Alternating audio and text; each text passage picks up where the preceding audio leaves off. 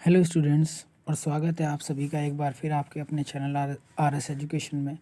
और आज हम पढ़ने जा रहे हैं कार्बनिक यौगिकों के रासायनिक गुण। रासायनिक गुणों में बेसिकली आप इनकी अभिक्रियाएं पढ़ते हैं कि ये किसके साथ किस प्रकार अभिक्रियाएं देते हैं। तो जिसमें से हम कुछ अभिक्रियाएं यहाँ डिस्कस करेंगे। जैसे पहली है आपकी दहन। आप याद कर लीजिए, जब भी आप किसी का दहन करते हैं तो वहाँ पर आपको CO2 जलवाष्प व ऊष्मा मिलती है।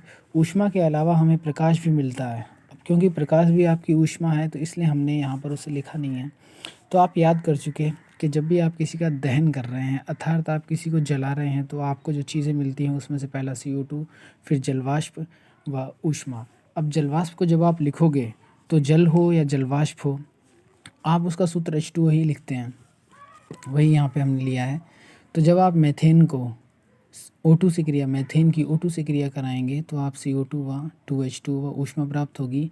अब ये यहाँ 2 कहाँ से आया और यहाँ कहाँ से आया, इस चीज़ को हम बोलते हैं रिएक्शन को बैलेंस करना, जो आप क्लास 9th में सीख चुके हैं। उम्मीद है कि वो आपको आता होगा। ऐसे हमने नीचे लिया है एथेनॉल। IUPAC नाम हम सीख चुके हैं, वहाँ से आप देखिएगा इसका नाम है एथेनॉल। और एथेनॉल का जब आपने ऑक्सीकरण किया है या फिर आपने इसका दहन किया है, सॉरी यहाँ दहन वर्ड यूज़ करना चाहिए, जब आप इसका दहन करेंगे मतलब आप इसे जलाएंगे तो आपको मिलेगा CO2, H2O व ऊष्मा। अगली अभिक्रिया हम लेते हैं ऑक्सीडेशन। याद कर लीजिए, ऑक्सीडेशन का मतलब होता है किसी की भी ऑक्सीजन से क्रिया करा देना। अब ऑक्सीकरण और अपचयन ये पार्ट भी आप 9th में पढ़ चुके हैं। अगर वो पार्ट आपको नहीं आता है तो आप कमेंट बॉक्स में बताइएगा, हम उस पर भी एक वीडियो बनाने की पूरी कोशिश करेंगे। अब देखिए ऑक्सीकरण। तो ऑक्सीकरण का मतलब है कि हम किसी की ऑक्सीजन से क्रिया करा देते हैं, और ऑक्सीकरण कराने के लिए हमें कोई ऑक्सीकारक चाहिए। ऑक्सीकारक वह पदार्थ होता है जिसमें ऑक्सीजन देने की क्षमता, इस O का मतलब है ऑक्सीजन, जिसमें ऑक्सीजन देने की क्षमता होती है। आपके सिलेबस में कुछ 2 ऑक्सीकारक आपको दिए गए हैं। एक है KMnO4, कैसा क्षारीय KMnO4 प्लस ऊष्मा। ऊष्मा का मतलब है कि आप जब इसके साथ रिएक्शन कराएंगे उसे गर्म कर देंगे। दूसरा है अम्लीय K2Cr2O7, ये है पोटेशियम परमैंगनेट और ये है पोटेशियम डाइक्रोमेट। याद कर लीजिए कि जब आप अल्कोहल का ऑक्सीकरण करते हैं तो आपको एल्डिहाइड मिलता है, और एल्डिहाइड का ऑक्सीकरण करने पर हमें अम्ल मिलता है। अम्ल कौन सा? आपका कार्बोक्सिलिक अम्ल।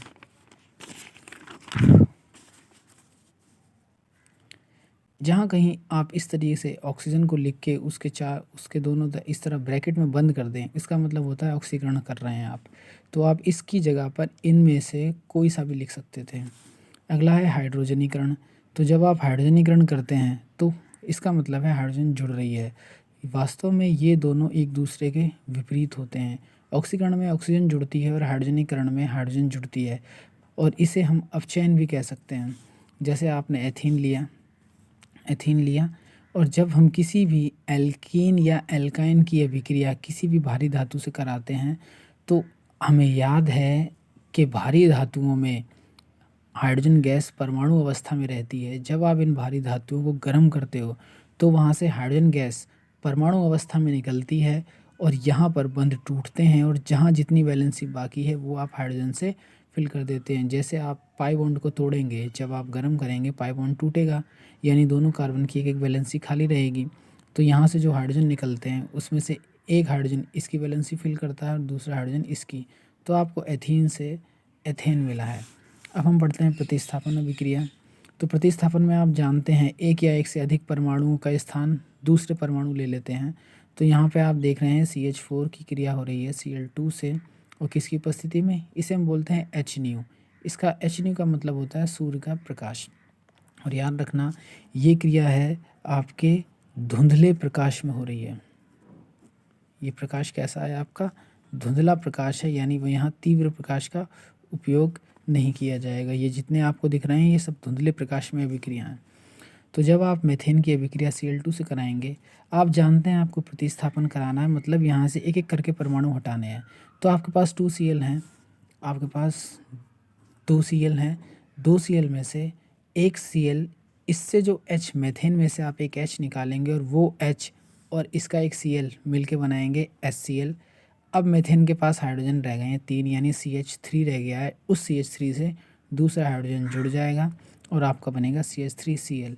इसका अगर हम नाम लिखें आईयूपीएसी नाम, तो आईयूपीएसी नाम आप सीख चुके हैं, नाम होगा क्लोरोमेथेन। आपने ये नाम कैसे दिया? आप जानते हैं कि सबसे पहले हम लिखते हैं प्रतिस्थापी, और प्रतिस्थापी है आपका हैलोजन, तो सबसे पहले होगा हैलोजन का नाम प्लस में, फिर होगा कार्बन का नाम प्लस में, फिर होगा बंध का नाम। तो हमने इसी चीज़ को फॉलो करते हुए ये नाम दिया है। अगला देखिए, ये जो चीज़ आपने क्लोरोमेथेन बनाया था, इसे हमने नीचे लिया है और इसकी वापस अभिक्रिया Cl2 से हो रही है, और फिर से वही है सूर्य का धुंधला प्रकाश। जहाँ H न्यू आए तो आपको याद रखना है H न्यू का मतलब है सूर्य का प्रकाश। अब ये यहाँ हमने कंडीशन ली है कि यहाँ प्रकाश धुंधला है, तो अब फिर से Cl2 क्रिया कर रहा है, तो आप एक हाइड्रोजन फिर से यहाँ से निकालेंगे, तो एक हाइड्रोजन और यहाँ से एक Cl, ये फिर से मिलके बनाएंगे HCl। अब यहाँ आपके पास रहा है CH2 और एक Cl पहले से ही है, और एक Cl आप जोड़ेंगे तो आपका बनेगा CH2Cl2। अब देखिए इस कार्बन पे हैलोजन हो गए हैं 2, तो आपके प्रतिस्थापी कितने हो गए? 2, तो आप इसे लिखेंगे डाईक्लोरो।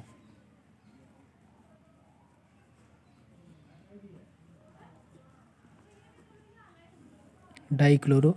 और आप देख सकते हैं कि कार्बन एक है, एक कार्बन का नाम हम जानते हैं मैथ, और दूसरा कार्बन है नहीं, तो हम यहाँ डबल और ट्रिपल बॉन्ड यूज़ कर नहीं सकते। तो जब ऐसी कंडीशन हो कि हमें बंध ना पता चले कि सिंगल है, डबल है, ट्रिपल है, तो हम सिंगल बॉन्ड लगा देते हैं, और सिंगल बॉन्ड के लिए हमने जोड़ा एन, तो इसका नाम हुआ डाईक्लोरोमेथेन। इट मीन्स जब क्लोरीन एक था तब आपने लिखा क्लोरोमीथेन, और जब क्लोरीन 2 हैं आपके पास आपने लिखा डाईक्लोरोमीथेन। अब आप इसकी अभिक्रिया वापस Cl2 से कराते हैं, और जो H न्यू की उपस्थिति में हो रही है, फिर से यहाँ से एक H निकलेगा और इसका एक Cl मिलके बनाएंगे HCl। अब यहाँ पर बचा CH और 2 Cl पहले से ही हैं, एक Cl इसका जुड़ेगा, तो आपका बनेगा CHCl3। इसे आप कहेंगे ट्राईक्लोरोमेथेन। अब इसे आप फिर से लेंगे और इसकी अभिक्रिया होगी Cl2 से H न्यू की उपस्थिति में। अब यहाँ जो एक H रिमेनिंग है ये भी निकल जाएगा एक Cl के साथ, आपका फिर से बनेगा HCl, और एक क्लोरीन यहाँ आप और जोड़ेंगे, आपका बनेगा CCl4। इसका नाम हमने लिखा नहीं, आप लिख सकते हैं ट्राईक्लोरोमेथेन, या फिर इसका एक और नाम है जिसे आप कहते हैं क्लोरोफार्म। इस क्लोरोफार्म का उपयोग लोगों को बेहोश करने में किया जाता है। अब आपने ये बनाया, अब यहाँ आप जानते हैं कार्बन 4 हैं, तो अब जब 4 हैं तो हम उसके लिए यूज़ करते हैं टेट्रा। अब इसके पीछे आप टेट्रा क्या है, ये टेट्रा मीन्स 4, क्या है? क्लोरो, तो आप यहाँ लिख लेंगे टेट्रा क्लोरो, और कार्बन आपका एक है, सॉरी एक कार्बन के हम लेंगे मैथ, और क्योंकि डबल और ट्रिपल बॉन्ड हो नहीं सकते तो हम सिंगल बॉन्ड लगाएंगे, तो आपका बनेगा टेट्राक्लोरोमीथेन। देखिए अब आपने यहाँ से यहाँ तक आने में 4 अभिक्रियाएँ की हैं। हम इसे ऐसे भी कर सकते थे कि हम लिखते CH4 और लिखते 4Cl2, क्योंकि देखिए एक Cl2 2 3 4, तो आपके पास 4Cl2 है, तो हमने सीधा ही ले लिया 4Cl2, और तीर के चिन्ह पे हमने ले लिया कि सूर्य का प्रकाश है, और लास्ट में आपका क्या बन रहा है CCl4, तो आपने सीधा लिया CCl4, और HCl है आपके पास 4। हमने बाकी ये 3 क्यों यूज़ नहीं किए? क्योंकि ये देखिए ये रहा, ये रहा, और ये रहा। आपने जब अभिक्रियाओं को जोड़ना सीखा होगा तब आपने देखा होगा कि तीर के दाईं तरफ और बाईं तरफ वाली पदार्थ अगर एक हैं तो उन्हें काट दिया जाता है। तो इसे आप काट सकते हैं इससे, क्योंकि ये सेम है, इसे आप काट सकते हैं इससे, ये दोनों सेम है, और इसे आप काट सकते हैं इससे। अब आपके पास क्या बचा? इधर ये बचा है, और फिर 3 Cl और हैं, तो आप लिखेंगे ये और 4Cl, तीर के चिन्ह पे H नहीं हुए, और यहाँ कुछ नहीं बचा बस CCl4, तो आपने लिखा CCl4, और HCl है आपके पास 4, तो आपने लिखा HCl4। अब आपको ये इस तरह काटना नहीं है, ये बस आपको बताया है कि अगर आप 4 पदों में अभिक्रिया ना लिखना चाहें तो आप एक ही पद में अभिक्रिया लिख सकते हैं। आपकी इच्छा है, आप ये लिखते हैं या ये लिखते हैं। अब हम चलते हैं नेक्स्ट पेज पे।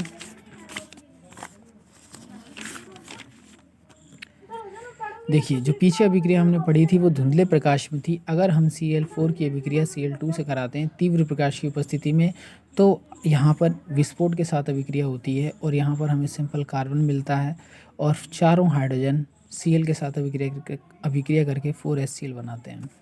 अब हम पढ़ते हैं एथिल अल्कोहल, जिसे हम इथेनॉल भी कहते हैं। आप जानते हैं इसका मॉलिक्यूलर फार्मूला मतलब अणुसूत्र होता है C2H5OH, या फिर आप इसे लिख सकते हैं CH3CH2OH। आप जानते हैं कि इसका स्ट्रक्चरल फार्मूला होता है C≡C≡OH। अब बाकी जितनी वैलेंसी बाकी है रह गई है उसे हम हाइड्रोजन से फिल कर देते हैं। इसे आप अल्कोहल भी कह देते हैं। एथेनॉल को आप क्या बोल देते हैं, अल्कोहल, और इसे स्पिरिट ऑफ वाइन भी कहा जाता है। अब हम पढ़ते हैं कि इसका निर्माण कैसे किया जाता है। देखिए, आप सभी जानते हैं कि हम गन्ने से हमें रस प्राप्त होता है, उसी रस से हम गुड़ बनाते हैं। तो जब इस रस से आप गुड़ बनाते हो तो गुड़ बनाते वक्त उस रस में से कुछ गंदगी निकलती है। वो जो गंदगी है उसे हम कहते हैं मोलेसिस। वो जो गंदगी है उसे आप कहते हैं मोलेसिस। अब इस मोलेसिस को हम अलग करके रख लेते हैं और इस पे हम फर्मेंटेशन करते हैं। फर्मेंटेशन को हिंदी में कहते हैं किण्वन। किण्वन होता क्या है? ये क्रिया एंजाइम की उपस्थिति में की जाती है। ऐसे ही आपका एक एंजाइम का नाम है यीस्ट, जिसे हिंदी में आप खमीर कहते हैं। इस खमीर का उपयोग ब्रेड वगैरह बनाने में भी किया जाता है। तो आप याद कर लेंगे कि फर्मेंटेशन क्या होता है। सूक्ष्म जीवों की उपस्थिति में जिन्हें आप एंजाइम कहते हैं, यहाँ एग्जाम्पल यीस्ट का है। तो एंजाइम द्वारा यदि कार्बोहाइड्रेट, इसका स्टार्च और शुगर को अल्कोहल और एसिड में बदला जाता है तो इस चीज़ को हम कहते हैं फर्मेंटेशन। अगर और सिंपल शब्दों में कहा जाए तो फर्मेंटेशन का मतलब होता है चीज़ों का सड़ना। जब भी कोई चीज़ सड़ती है तो लास्ट में वहाँ CO2 गैस मिलती है आपको। तो अगर आपने कभी गर्मी में या किसी भी मौसम में दाल या कोई सब्ज़ी सड़ते हुए देखी होगी तो आपको वहाँ बुलबुले निकलते दिखे होंगे, जिसका मतलब है कि वहाँ पर CO2 गैस निकल रही है। तो फर्मेंटेशन का सिंपल मतलब है कि वहाँ पे चीज़ सड़ाई जा रही है। इसका मतलब है कि हम शीरे को सड़ा के एथेनॉल बनाते हैं। अब ये एथेनॉल वही वाइन है जो हम पेय पदार्थ के रूप में यूज़ करते हैं। अब देखिए, एथेनॉल के केमिकल प्रॉपर्टी क्या है। केमिकल प्रॉपर्टीज़ में हम अभिक्रियाएं पढ़ते हैं तो सबसे पहला हम ले रहे हैं एल्काइली मेटल। एल्काइली मेटल का मतलब होता है क्षार धातु। अब हमें याद होना चाहिए कि क्षार धातु क्या होती हैं। क्षार धातु में आपका आता है lithium, sodium, potassium, rubidium, caesium और फ्रेंशियम। यहाँ पर आप याद रखेंगे कि ये 2 धातुएं क्षार धातु हैं, लेकिन फिर भी ये कैसी होती हैं, लिक्विड होती हैं। और बाकी ये सब आपकी सॉलिड है। हम ज़्यादा यूज़ करते हैं इन सब का, क्योंकि लिथियम बहुत छोटा होता है। ये जहाँ भी रिएक्शन करता है बहुत तेज़ी से करता है, जिसके कारण वहाँ विस्फोट हो जाता है। सोडियम भी बहुत तेज़ी से विक्रिया करता है, लेकिन ये लिथियम की अपेक्षा थोड़ा सेफ़ है। तो ज़्यादातर हम यूज़ करेंगे सोडियम और पोटेशियम का। तो हमने यहाँ इथेनॉल के 2 अणु लिए हैं और सोडियम के 2। जब आप इसकी अभिक्रिया कराते हैं तो यहाँ से देखिए ये H निकलता है, क्योंकि 2 C2H5OH हैं तो यहाँ से 2 H निकलेंगे। दोनों H मिलकर H2 बना लेंगे। और तीर का चिन्ह ये बता रहा है कि ये गैस है। जो भी गैस है वो इस तरह ऊपर उड़ जाती है। तो जब कोई चीज़ गैस अवस्था में और उड़ रही है तो वहाँ पर हम इस चिन्ह का उपयोग करते हैं। अब जो वैलेंसी खाली हुई वहाँ पर ये Na जुड़ जाएगा। तो आपके पास 2 हैं तो हमें 2 ही Na यहाँ जोड़ने हैं। अब देखिए, यहाँ नाम था एथेनॉल। अगर इस एथेनॉल में से हम सिर्फ H निकालें तो ये इस पर माइनस आ जाता है, क्योंकि H प्लस के रूप में निकलेगा। इस चीज़ को हम कहते हैं इथॉक्साइड। इस चीज़ को आप कहते हैं इथॉक्साइड। तो यहाँ पर अगर आप सोडियम को छुपा लें तो आपको क्या दिख रहा है, इथॉक्साइड।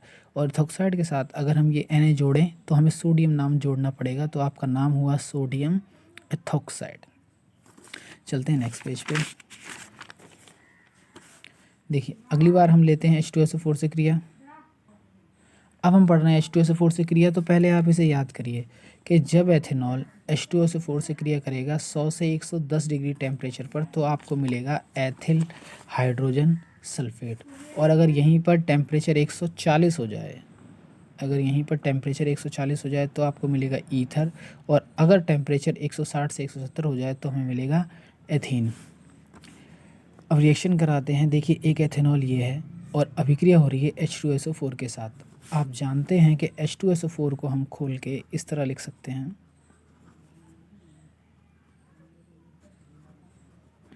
यानी ये डबल बॉन्ड है। यहाँ पर सल्फ़र और इस इन ऑक्सीजन के बीच 2 डबल बॉन्ड हैं, ये सिंगल बॉन्ड हैं। तो अगर H2SO4 इससे तापमान एथेनॉल से रिएक्शन करता है 100 से 110 डिग्री टेम्परेचर पर, तो आप कोई सा भी एक हाइड्रोजन यहाँ से हटाएंगे। जो हाइड्रोजन आपने यहाँ से हटाया है वह हाइड्रोजन एथेनॉल के OH के साथ मिलकर बनाएगा H2O। और अब आप जानते हैं आपके पास क्या बचा, HSO कितने हैं, 4। तो यहाँ पर हमने शॉर्ट में लिखा है HSO4। तो जहाँ वैलेंसी खाली है आप HSO4 जोड़ देंगे। तो आप जानते हैं यहाँ था C2H5, तो C2H5 और उसके साथ हमने जोड़ दिया HSO4, क्योंकि ये OH इस H के साथ निकल गया है। अब देखिए इसका नाम है एथिल, ये है हाइड्रोजन और ये है सल्फेट। तो आपका पूरा नाम हुआ एथिल हाइड्रोजन सल्फेट, जो कि आपका ये है। अब देखिए, अब आपने इसे वापस से यहाँ ले लिया है, मतलब आपने एथिल हाइड्रोजन सल्फेट लिया है, इसकी अभिक्रिया आप वापस करा रहे हैं एथेनॉल के साथ। तो जब आप एथेनॉल के साथ अभिक्रिया कराएंगे, टेम्परेचर याद रखना है 140 पर, तो ये HSO4 इस H के साथ मिलकर वापस से H2SO4 बना लेता है, वापस से H2SO4 बना लेता है। हम जानते हैं HSO4 को एक ही हाइड्रोजन चाहिए, तो आप वो हाइड्रोजन दे देंगे और वापस क्या बनेगा, H2SO4। अब देखिए यहाँ पर एक वैलेंसी खाली हो गई है, तो हमने C2H5O से क्या जोड़ा, C2H5, ये चीज़ जोड़ दी है। इसका मतलब ये है कि ये जो समूह आपको दिख रहा है ये इसके साथ जुड़ेगा। और कहाँ से जुड़ेगा, जहाँ से वैलेंसी खाली है और आपने बंद यहाँ से तोड़ा है। ये थोड़ा ओवर राइटिंग हो गया था, थोड़ा इसे कोशिश करना आप समझने की। अब देखिए, अब हमने फिर से लिया है एथिल हाइड्रोजन सल्फेट कि C2H5 है, तो आप जानते हैं कि C2H5 को अगर हम खोल के लिखें तो हम लिख सकते हैं CH3CH2। C2H5 के खोल के आप इस तरह लिख सकते हैं कि एक कार्बन पे 3 हाइड्रोजन है, एक कार्बन पे 2 हैं, और फिर यहाँ से क्या जुड़ा था, यहाँ से आपका जुड़ा था HSO4, यहाँ से आपका जुड़ा था HSO4। तो यहाँ पर हमने इसी तरीके से इसे खोल के लिखा है। तो यहाँ तीनों हाइड्रोजन एक ही कार्बन से जुड़े हैं, एक हाइड्रोजन हमने अलग से नीचे दिखा दिया है क्योंकि अभिक्रिया के लिए ज़रूरी था, तो हमने इसे एक अलग से दिखाया। अब आप जानते हैं यहाँ सिंगल बॉन्ड है ये। अब ये HSO4 इस वाले हाइड्रोजन को लेके निकल रहा है। जैसे ये हाइड्रोजन से लेके निकलेगा, इस कार्बन की एक संयोजकता खाली होगी, वैलेंसी खाली होगी, ऐसे ही इस कार्बन की भी एक वैलेंसी खाली होगी। तो जैसे ही दोनों वैलेंसी आमने सामने आएंगी, यहाँ पे एक डबल बॉन्ड बनेगा। तो आपके पास बना है एथीन, और एक चीज़ आपको फिर से मिली है H2SO4, और यहाँ टेम्परेचर क्या है 160 से 170 डिग्री सेल्सियस। तो एथेनॉल H2SO4 के साथ 3 टेम्परेचर पर अभिक्रिया करता है, और ये तीनों आपको याद ही करने हैं। अब हम पढ़ते हैं यूज़ ऑफ एथेनॉल। देखिए, पहला है विलायक के रूप में। विलायक का मतलब जिसमें आप किसी चीज़ को घोल देते हैं। जैसे आपने पानी में चीनी घोली है, चीनी मिलाई है, तो वहाँ पे पानी आपका विलायक है, चीनी आपकी विलेय है। अगला है ईथर, इथेन और क्लोरोफॉर्म बनाने में। अगला है ईंधन के रूप में हम इसका उपयोग करते हैं। कुछ ऐसे इंजन होते हैं जैसे हवाई जहाज है, अंतरिक्ष यान है, वहाँ पर ईंधन में इसको मिला के एथेनॉल को मिला के यूज़ किया जाता है। इसके अलावा आप परफ्यूम, साबुन आदि बनाने में भी इसका यूज़ करते हैं। फिजिकल प्रॉपर्टी देखिए, फिजिकल प्रॉपर्टी आप उन गुणों को कहते हैं कि जो आपको सामने लक्षण दिखाई दें। जैसे आप देख सकते हैं सामने वाली चीज़ ठोस है, द्रव है या गैस है, उसका रंग कैसा है, उसका स्वाद कैसा है, ये सब चीज़। तो रंगहीन होता है, ज्वलनशील होता है, मतलब तेज़ी से आग पकड़ लेता है। इसका जो क्वथनांक, BP का मतलब है बॉइलिंग पॉइंट, मतलब क्वथनांक कितना है 78.1 डिग्री सेल्सियस, यानी इतने तापमान पर अल्कोहल उबलता है। स्वाद कैसा है, तीखा और उदासीन होता है ये। चलते हैं नेक्स्ट पेज पे। अब हम पढ़ रहे हैं एसिटिक एसिड और एसिटिक एसिड और इथेनोइक एसिड, जिसका फॉर्मूला आप पढ़ चुके हैं, ये है। तो देखिए यहाँ क्रियात्मक समूह कौन सा है आपका, फंक्शनल ग्रुप कार्बोक्सिलिक अम्ल। इसे आप सिरके का अम्ल या फिर कुछ लोग इसे सिरका भी कह देते हैं। इस फॉर्मूले को अगर आप खोल के लिखें तो देखिए, पहले कार्बन पर 3 हाइड्रोजन है, तो इस कार्बन पर हमने 3 हाइड्रोजन दिखाए। उसके बाद जो नेक्स्ट कार्बन है उसके पास 2 ऑक्सीजन है। तो जब भी 2 ऑक्सीजन हो, एक ऑक्सीजन आप डबल बॉन्ड से जोड़ते हो, एक को सिंगल बॉन्ड से, और फिर H है जो कि आपने ये दिखाया। आगे देखिए केमिकल प्रॉपर्टीज़। तो केमिकल प्रॉपर्टीज़ में सबसे पहले हम उसका कैरेक्टर देख रहे हैं कि उसका कैरेक्टर क्या है। तो सबसे पहले है कि एसिडिक होता है, ये एसिडिक होता है। एसिडिक का मतलब ये अम्लीय होते हैं। अब आप छोटी क्लासों से पढ़ते आए हैं कि हम अम्लीय उसे कहते हैं जो जल में H+ देते हैं। तो यहाँ पर आपको याद रखना है कि जब आप इसे जल में घोलते हैं तो ये कुछ इस तरीके से टूटता है CH3COO और माइनस CH3COO माइनस बनेगा और H प्लस बनेगा। इस फॉर्मूले को आप कहते हैं एथिल एसीटेट। और तीर का चिन्ह जब भी इस तरह से लगा हो किन्हीं के बीच में, इसका मतलब होता है कि अभिक्रिया उत्क्रमणीय है। मतलब अगर इधर A है और इधर B है तो इट मीन्स है कि A से B बनेगा और B से वापस A बन जाएगा। तो ये अभिक्रिया कैसी होगी? उत्क्रमणीय होगी। आगे देखिए एस्टरीकरण, इसे आप एस्टरीफिकेशन भी कहते हैं। यहाँ पर नए क्रियात्मक समूह का निर्माण होता है जिसे हम पढ़ते हैं एस्टर। तो जहाँ शब्द आ जाए करण, इसका मतलब कोई चीज़ बन रही है। क्या बन रहा है? एस्टर बन रहा है। अब आपने एस्टर नहीं पढ़ा है तो फिलहाल आपको रटना है कि ये एस्टर होता है।